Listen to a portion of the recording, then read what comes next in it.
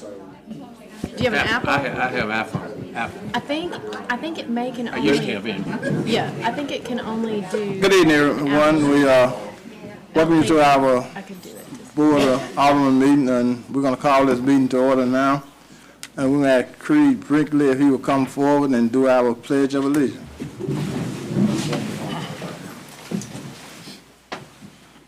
I pledge allegiance to the flag of the United States of America and to the republic for which it stands, one nation, under God, indivisible, with liberty and justice for all.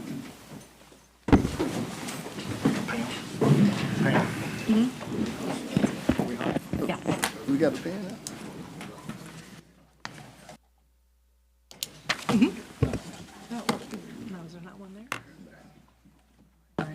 We're going to have a pen that we're going to get to you and everything. They're going to present you to you, be able to wear a little pair pen, okay? Wait. Here's one right here's one. Oh, here it is. It's over there. They'll move it. Okay? Thank you. Thank you. Thank you, buddy. We're going to ask Alderman Piper if he will do our invocation. Let us pray. Dearest Heavenly Father, we come to you now in this time of considering the future of our city and decisions that we need to make. Lord, we thank you for the beautiful day you created for us, a warm summer day that reminds us that the seasons are changing here in Hernando, but that you never do, and that your steadfast love and faithfulness for us gives us the confidence to be believers in you. Lord, we ask that you would guide our decision making, and that you would bless this time, and you would bless the city of Hernando and its people. We thank you for everyone who is lending a helping hand during our time of need and cleaning up from the tornado. We thank you for the men and women fighting for our freedom here and abroad. In your name we pray. Amen. Amen. Thank you, Alderman Piper. We ask that you will, could we get a motion to approve our amended agenda as amended? Motion to approve. Second. All in favor say aye. Aye. Opposed? Our agenda will stand approved. We have a motion now to approve our docket of claim in the numbers as listed. Motion. Second. All in favor say aye. Aye. Opposed?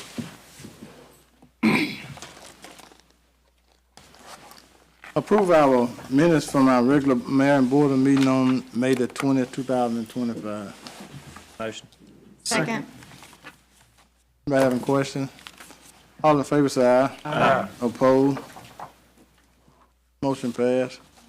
Item 7, our consent agenda, along with item H, explanation for item H. Could we get a motion on the consent agenda? Motion to approve. Second. All in favor say aye. Aye. Opposed? Our consent agenda approved. Item 8, donation document. Motion. Second. All in favor say aye. Aye. Opposed? Motion passed. Could we get a motion on our personnel docket? Item 9. Motion. Second. All in favor say aye. Aye. Opposed? Motion passed.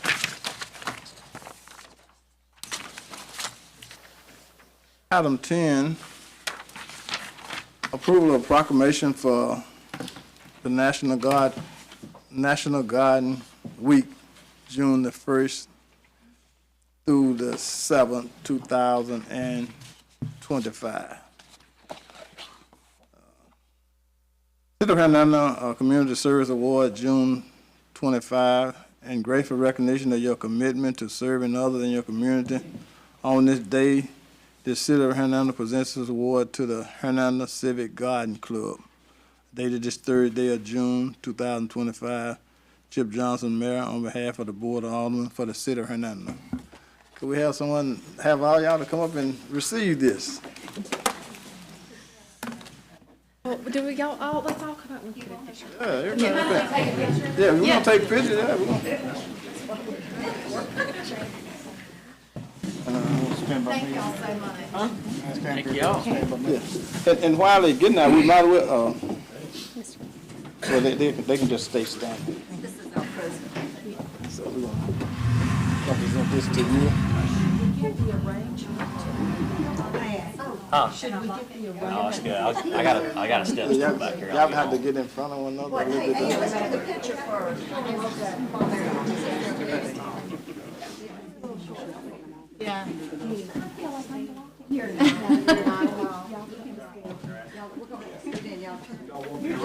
at your side. We'll get it. Is that your brother? Oh, okay, and I thought you were going to the car, yeah. Maybe set it right here.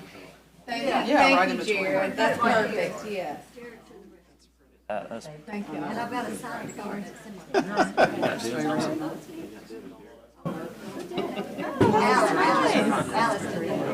They probably were though. All right, everyone look at him.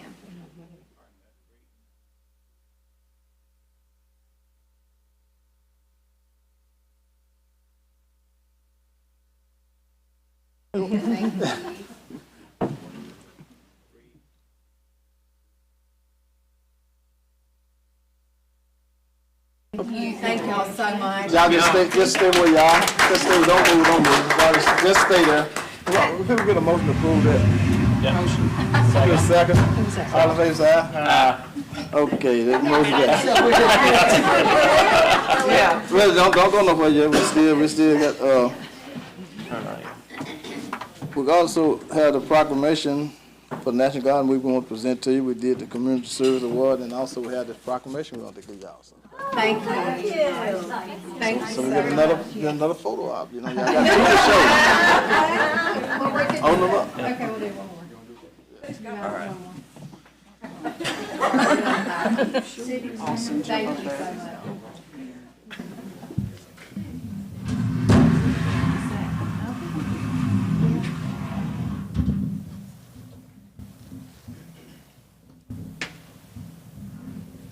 Thank you, ladies. Thank y'all so much. Thank y'all. We appreciate it. I've got a sign to go with this. Great job. Congratulations. How you doing? Good job. You can stick further. Crazy. We took care of item 10 and 11 doing that, so. I don't think we approved the proclamation. We did approve. Okay, all right. We approved the proclamation. Okay. I made sure, I want to make sure you got that, so. Gotcha. So we good, so. Yeah. So we're on, 12. item 12. Approval of Renaissance Park Splash Pad Professional Service Agreement with Kimberly Horn.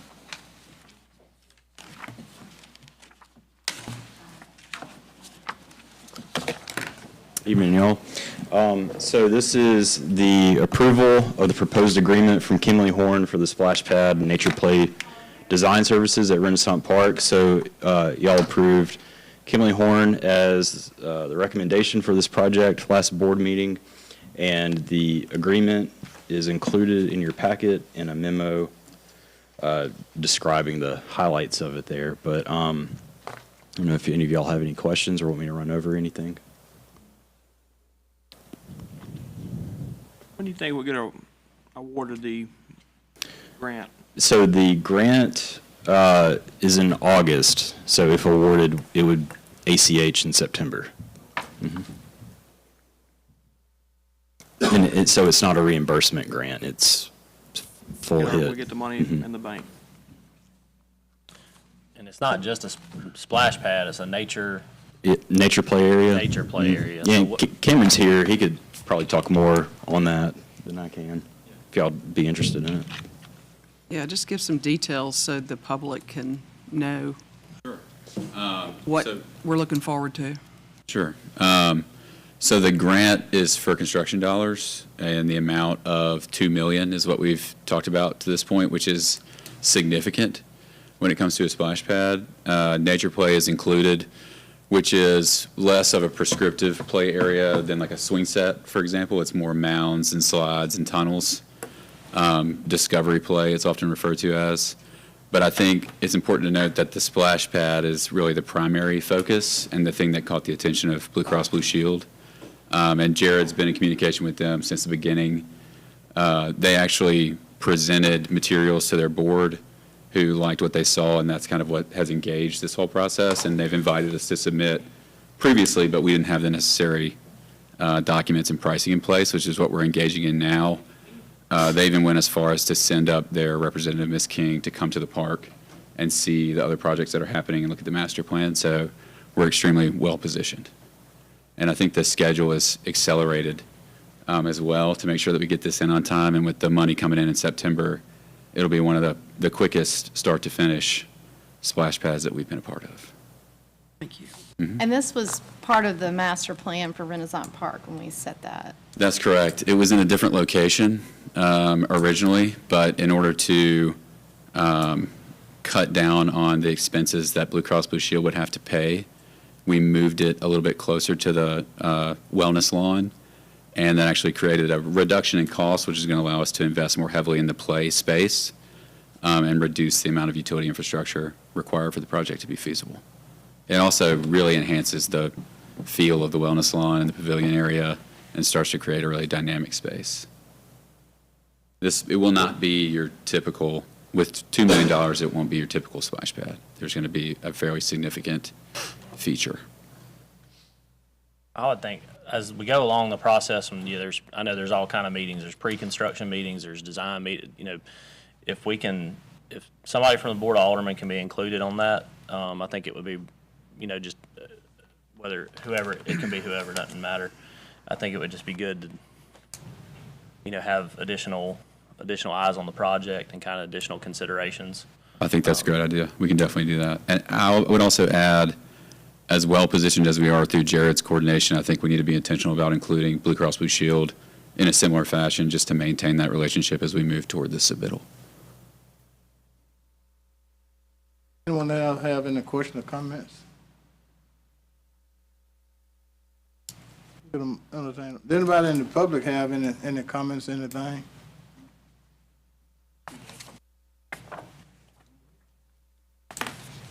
In the original plan to do Renaissance Park, that wasn't a part of the original plan when it was voted on. The very first plan? When the community of Hernando voted for the pennies for parks, for all that stuff, that wasn't a part of it. I don't think it was part of the very first one, but isn't it a part of the current master plan? The current master plan that no one had any say-so on, right? We had several meetings, public meetings before we adopted that plan. Right? We did. With every phase we had, it was presented here by Kimley Horn, every phase that was discussed. Some of it, Yeah. but nobody asked if the public had any say in the matter at all. We're here. Do you have an objection to the splash pad? An objection? Not that we have an objection, but we have something that we would like to bring to the board, and that is, what have you done to protect Williamsbrook subdivision from all of Renaissance Park? Our area backs up to Renaissance Park. We have a lake. We have other homes that are in there that don't have fences. So how do we protect our value? How do we protect our property from anybody that just wants to walk in?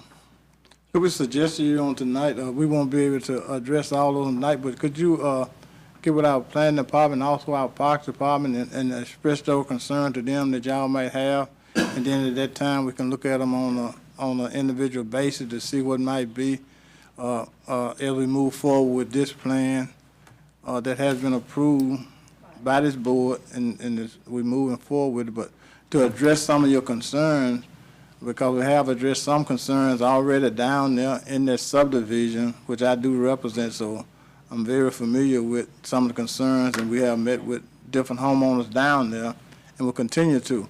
But We ain't got any response from anybody. Nobody will tell us anything. well, this is what I'm asking you tonight. If you would meet sometime with them tomorrow, anytime after 8 a.m. tomorrow, and address anything that you might have, and we'll see what we need to do to alleviate your concerns. And, for them to be addressed. This is what we're saying tonight. We can't address them tonight. But this is what we're saying, if you would take those concerns to our planning director, Mr. Austin here, and also our park director, bring those to them, and we'll see what we need to do, okay? The other, But what right, I mean, what, you say we can address it too. Just like we want some type of barrier between. Well, that's what I'm saying. All those concerns, we cannot do those tonight because this is not part What does of the park commission have to do with that? the park. This is not the park commission. This is our park. He's indicated he can't hear. Would they come to the podium, please? Could you come to the podium? You, ma'am. Me? If you want to speak, would you come up? I'm sorry, yeah. That was Okay. what you were saying, right? You're not You couldn't hear, hearing. okay, all right. That was just all, Just for the record then, could you state at this time your name and your address for the record so we can make sure it's part of the minutes? like, exactly. Debbie Fennell, I'm at 728 Pondview Circle in Williamsburg subdivision. And all we're asking is, has anybody tried to look at this project that they're doing as far as the community of Williamsburg subdivision? Because we do see a problem there. Number one, we have parking problems when there's any kind of event at the Civic Center. They block our streets. I mean, it's pretty bad. So we have a pathway that belongs to the subdivision that goes into the park. We have one that goes by the lake that goes into the park, but it's also part of Williamsburg and not the Civic Center or the Renaissance. So we've had many people park by our house and everything else to get there. Well, you can't even get an emergency vehicle down if they park there. So that's what we're concerned about, is what is going to happen to help us preserve our place, As the park grows, is that what you're in development? Right. I mean, 4th of July, oh my God, don't come driving down there. It is. And It is God busy. forbid, let somebody have a heart attack, because you will not get an ambulance down there. It's completely full. So, maybe a thing to look at would be no parking for events, period. That way, that would keep people from parking, and if they did, then we could call and have them towed. Eventually, that would be stopped. That's all we're asking, is look at it. Just look at the fact that, we love Renaissance Park. We use it every day. We walk it, people walk their dogs, people do this, people do that. And then all of a sudden now, we have to get ready to cross the street. We have to get ready to accept a lot of noise and a lot of things. So, we're willing to do that for the betterment of the community, but we still need something to protect us. That's all we're asking for. So thank you very much. Yes, ma'am. Thank you.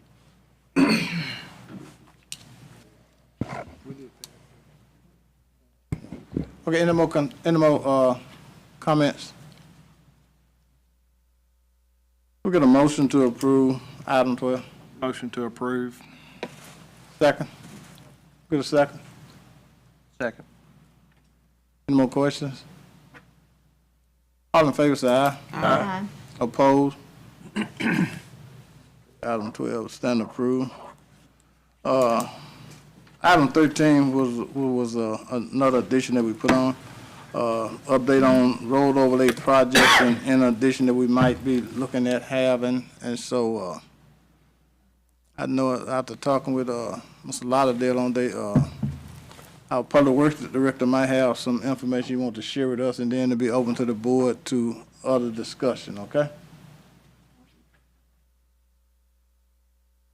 Good afternoon.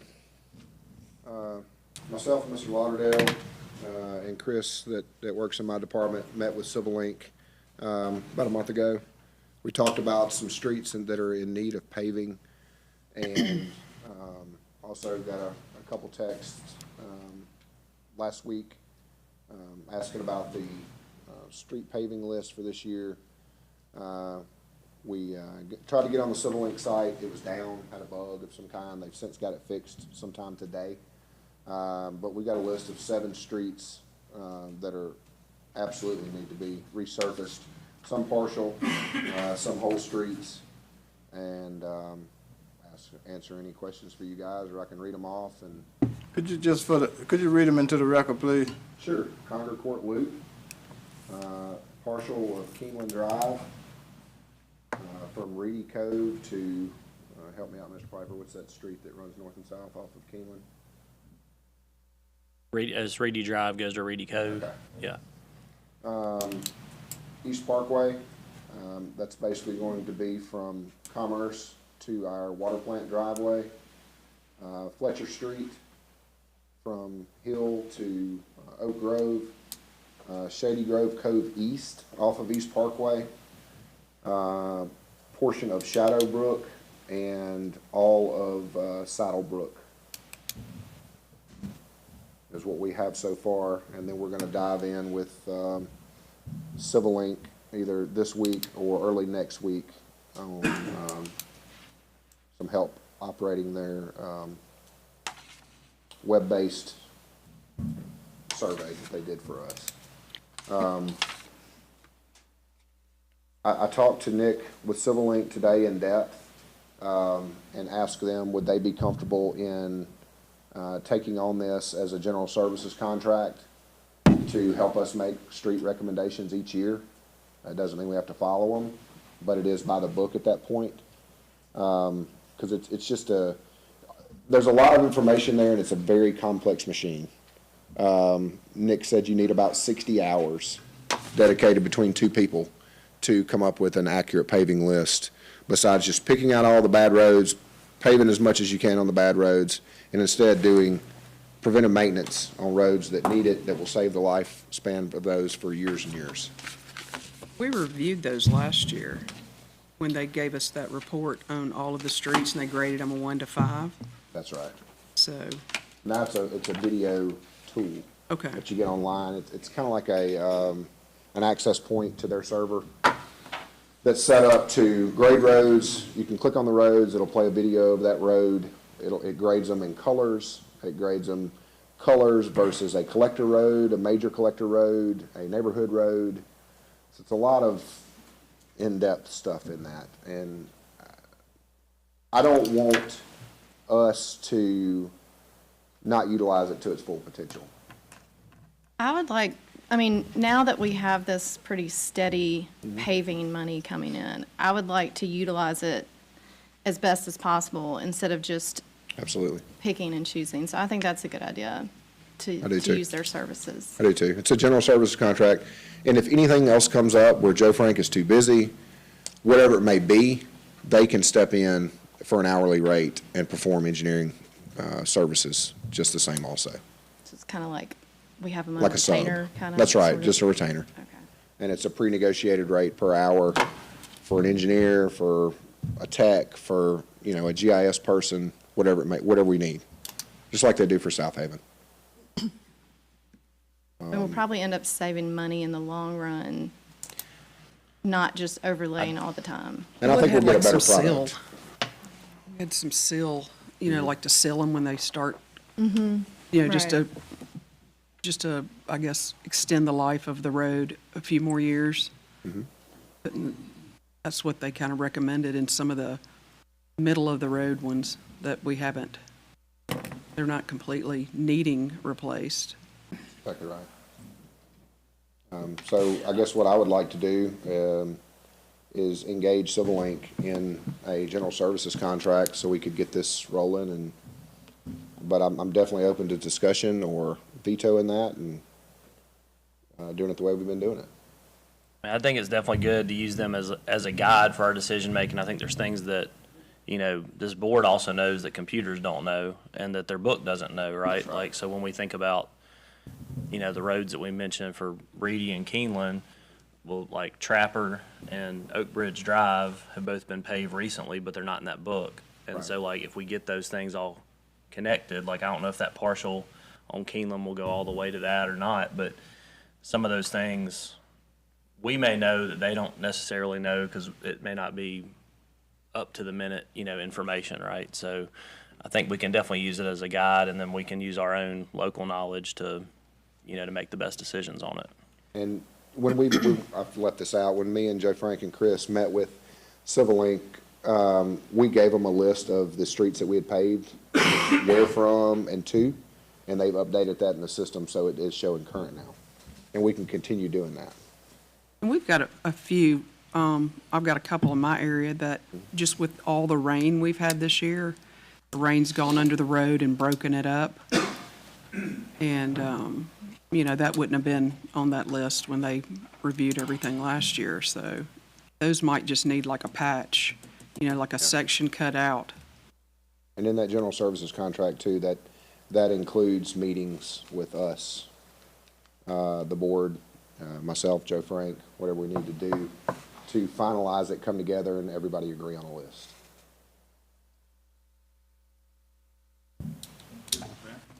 I'm good with any questions you guys have. Me or Joe Frank, one can answer. Lee, are we still following the road maintenance plan Civil Link put in place for us? That's what this is. Okay, so This is a new one that basically updated all of the streets that we paved over the years since that paving improvement plan was in place, or we're done. streets that you've named, are these new streets, or were they already on the list and we've moved them up? They're on the list. All of these streets that are here, which is why I would like to engage them and get a more balanced plan, because all of these streets are in the red, which means they're a 5, or a 1. I think what the board, with total disadvantage to the board, is that we don't have visibility of the updated data that you have visibility of. What we have is the printed document that we was issued at the time once they completed the first time. So I guess what this board would also need, that we can be still current and update if we have ability to look at that data, that's updated data, not a printed hard copy, because that's it's going to be changed. But I think the board would need access to also be able to go and review what has been updated, also to know what level they are, because we don't want to get too far away from the plan, because there again, we've been on wasted taxpayer money by having a plan in place. So when even whichever one of the board members suggests a street, we really want to look at it and see where it marry up with what we have in the others. And then have, go ahead, I'm sorry. Then have that non-biased person to look at it to ensure that it's in line with what we are doing with the rest of the streets in the city. That was included in the package that we bought, that we can get any of y'all username and passwords where you can have visibility. My point is that we can't do it. What we're saying, I think that should be done. It's done. That's my point, is that it's available, but none of us have it. Right. That's my point. Lee, when did we approve this plan? Sir? When did this plan get approved, and when did we get that? I think it was August of 2024. So we're now in the summer of 2025, and we don't even have logins. Who has a login? Myself, the mayor, Joe Frank. That's what I'm saying. I'm talking about the board. We're talking about the board. There's a board. We don't. Mayor, nobody's asked for it.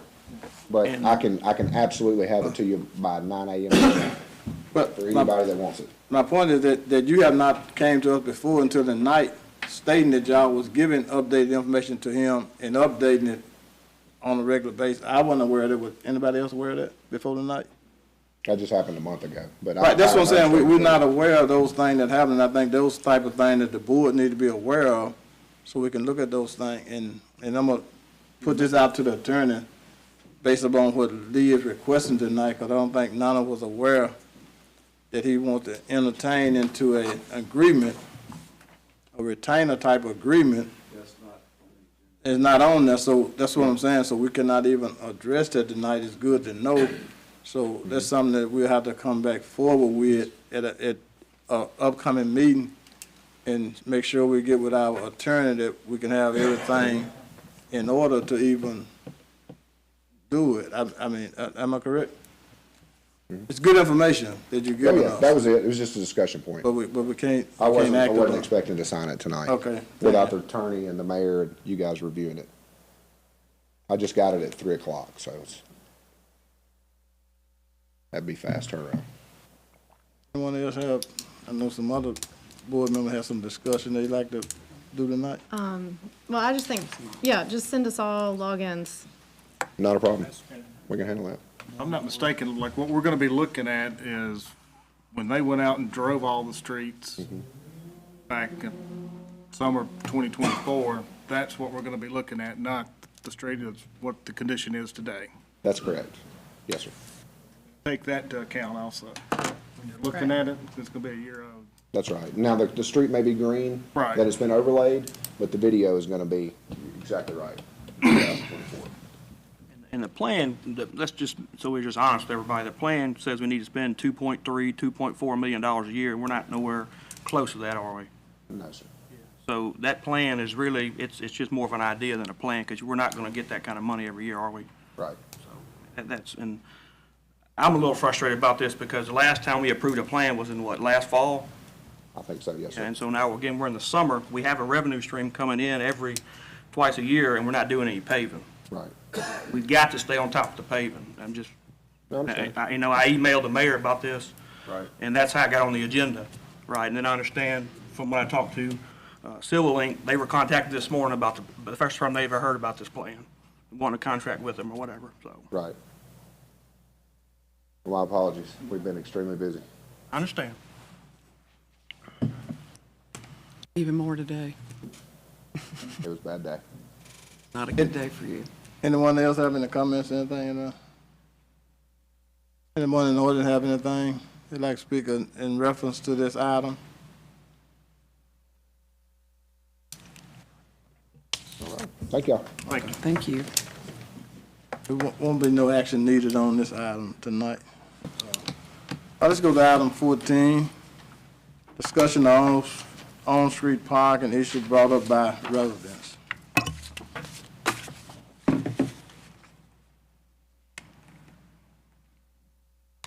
This is the issue that was brought to my attention about, some problems in some of the subdivisions with people parking on the streets and things, and I found a potential ordinance or something to look at, and kind of more of this discussion. There's been a lot of feedback I put a thing on social media and got a lot of feedback, so I think there's some people here who want to speak, so. Speak? No? Yeah, go ahead. Yeah, my name's Clay Fennell. I'm at 728 Pineview Circle. What's the process that we need to go through on getting signs put up on no parking during events? Because where we live, there's an island there. You turn in, and they park right there, and there's no other cars can get in. So what do we need to do as far as getting signs put up, there's no parking?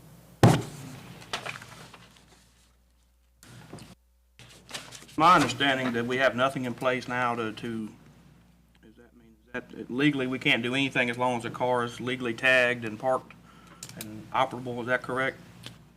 I mean, I could look at, as far as local ordinance now. We have a few no parking areas, like Memphis Street is one, and It has to be designated. yes, it has to be designated. But Yeah, it's, what do we need to do as far as getting an area designated? I think we have to let the police chief check it out, and how do we do that, chief? A lot of times, like Lanphere Street, it was a hazard with cars parking on both sides of the road, kids going across the road.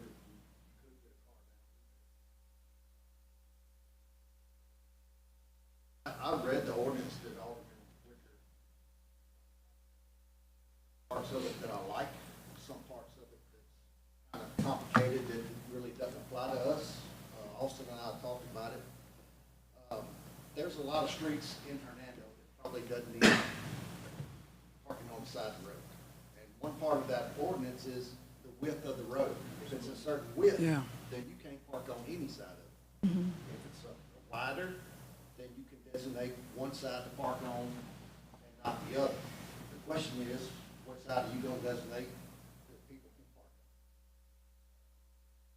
I have no issue with some of the no parking on the streets, but it needs to be a city decision and not a me decision. And Austin and I have talked about it a couple of days ago, and we'll continue to talk about it. But no parking issue doesn't need to come from me, it needs to come from the city. Well, I know in the past, we've had some issues in Edgewater. Like, I know, there's a lot in Edgewater specifically at the entrance of Stonehenge and Greenwich. So just to kind of put that out there, if it's blocking entrance and exits, the police can ticket those vehicles. Okay, well, see, the police can't even get down there to even do that. We do have an ordinance on the parking lot. If it's got a flat tire, it's got a tire tag, if it's a junk vehicle, then we can remove it. If it's a vehicle that somebody's visiting and they're parked on the road, we don't have anything that we can do unless it's in a no parking zone. Yeah, that's what we're talking about, because when you turn into, you know what I'm talking about, Williamsbrook subdivision, the second entrance there. We got that island there. We've had people tear up our island parking there for events at the Civic Center. We've had, when you come in, there's enough for one car to get through. They'll park right there. And on the outside, the same way going out.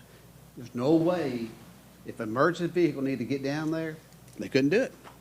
And that's between Robson Gin and Wren Hollow.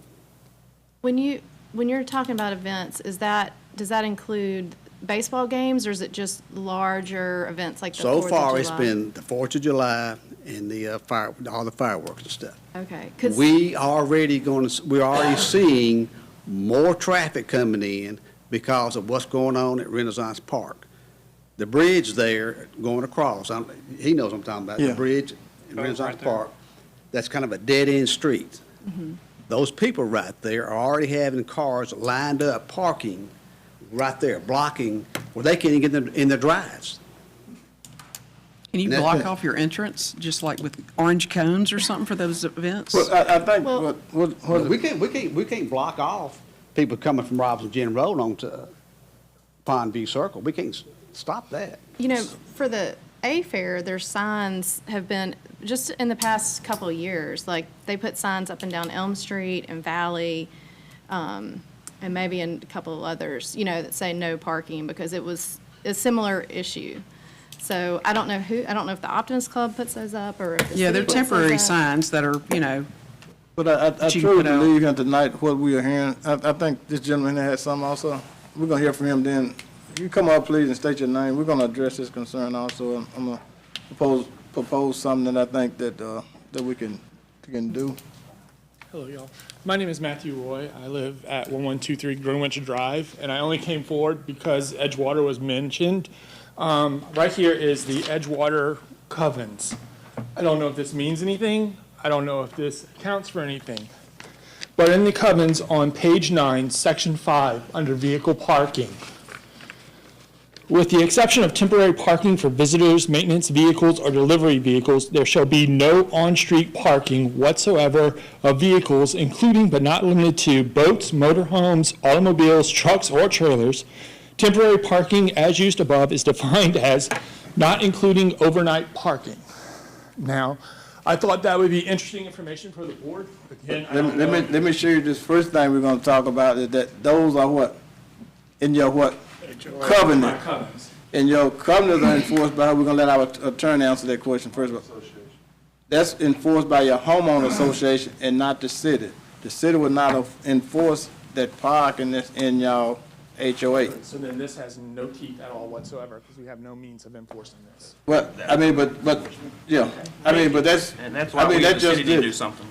Yeah, I mean, we have the same, who developed, my subdivision developed yours? Yes. And we have the same covenants? Right. And they read exactly the same? Right. But unless the HOA, the board, or, I know y'all use Keith Collins, unless someone enforces it and stays on it, the HOA has more power than the city does because the guidelines are different.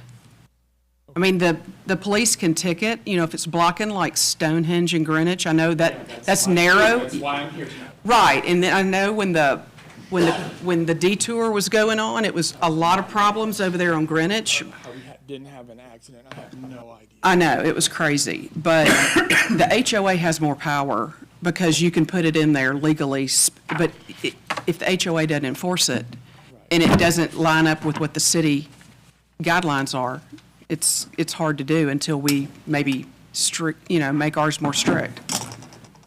Thank you for your time. And I think we have heard 90% of the concern that I think this is going to be addressed from everyone. And so my request probably from the board is that. Just to say something, I'll say something. Jared Mashaw, 13 Okay. Gulfport South. Just something for y'all to think about. Smaller homes with a 2-car pad. There's one for sale in my neighborhood. It's for sale for $258,000. It's a 1,300 square foot house. That's a tiny house for $250,000. If you buy that and you get a 2-car pad and you have a teenager and both parents are driving, where's that teenager going to park? Just something for y'all to consider.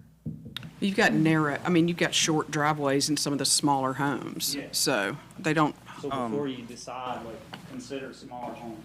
Austin, what do we require the driveway's distance to be based on our standards? Is it a certain by the? It's usually 24 feet. Which would be big enough for 4 cars, probably. Yeah, perfect. Sometimes with trucks and trailers. Yeah, but 24 feet, so 12 on each side. That's been in place for probably. It depends if it's a carriage load. I mean, there's not like a specific length because some homes technically don't have a driveway at all. You may have old, like on Memphis Street, some of the townhomes don't have driveways whatsoever. But like Chief said, like one size fits all. The width of the street dictates a lot because I think everybody's okay with on-street parking as long as there's a way to get around safely. And so if there's a rule about the width of the street, and then it would require a lot of signage and board action of saying, if it's one side only, which side is the allowable side, which may ruffle feathers, and then a lot of signage on the other side to post it, or in the case of Pondview or Valley or Elm, just none at all.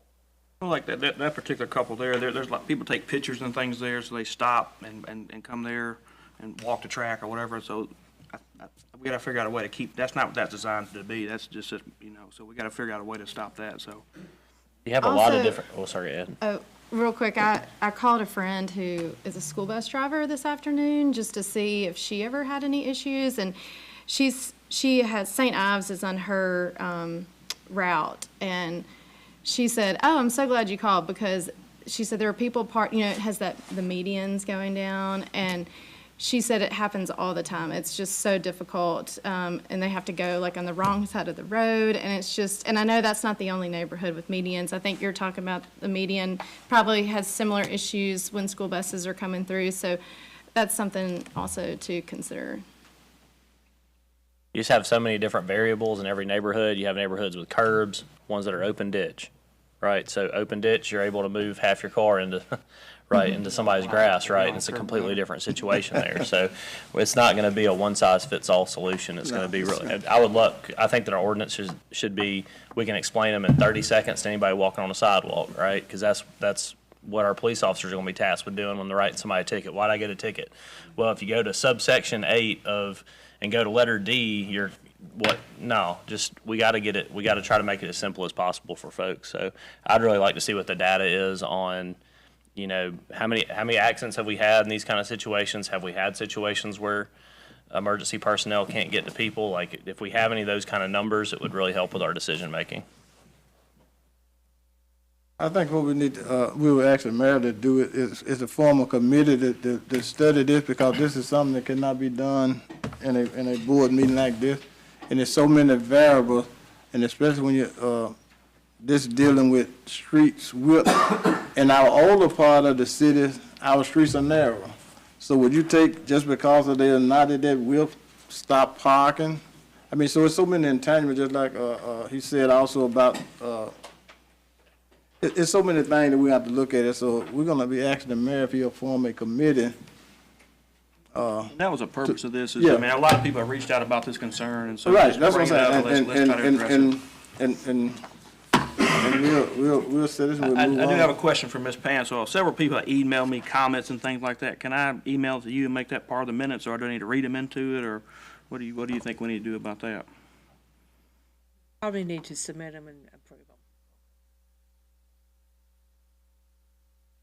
Because we want to make sure that, that every citizen is treated fairly, because some residents have a problem with one or two houses on the street, and they want the whole street no parking because of one or two people that they have a problem with. So, I mean, we really got to make sure we, I think it get a seems to me, committee. I think some of the older subdivisions where we're starting to see some rental property, I think you're seeing multiple people living there.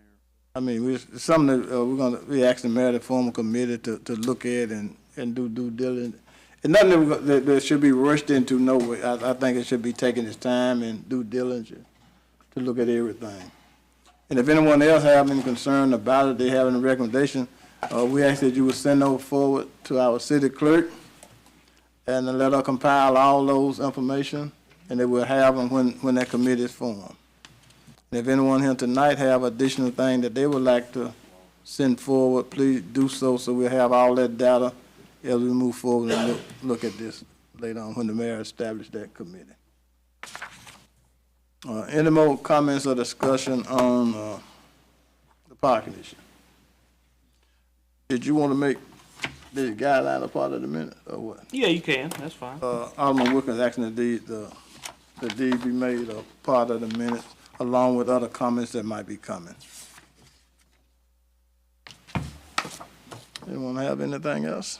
Make a motion to adjourn if that's it. Second. All in favor? We adjourn. So our next scheduled meeting on the 7th.